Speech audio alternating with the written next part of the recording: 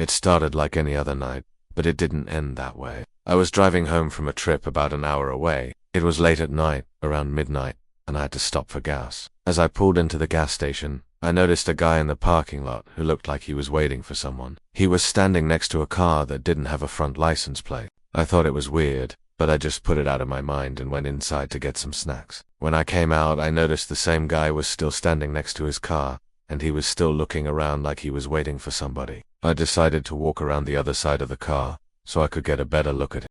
And that's when I saw something that made me wish I hadn't stopped to get gassed at all. On the other side of the car, there was a woman sitting in the back seat. She was slumped over like she had fallen asleep, but her head was turned at an unnatural angle and her mouth was open.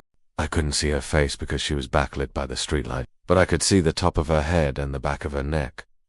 And that's when I noticed something really disturbing. The skin on the back of her neck was missing, like someone had peeled it off. It was a dark, almost black color, and it looked like the kind of burn you get from being out in the sun without sun. But this wasn't a sunburn. This was something else. Something sinister. I don't know how long I stood there staring at this gruesome sight, but it felt like an eternity. I wanted to call the police, but I was too scared.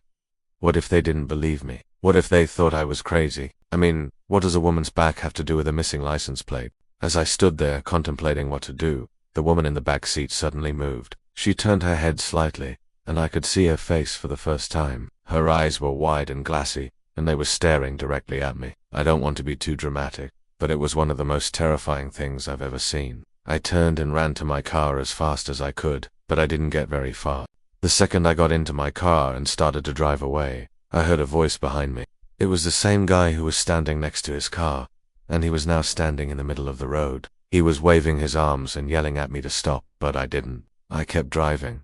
I didn't look back once. To this day, I still wonder who that woman was and what that guy was trying to tell me. Was it a warning? Was he trying to protect me? Or was he trying to lure me back to that gas station so I could see what was waiting for me in the back seat of that car? I guess I'll never know.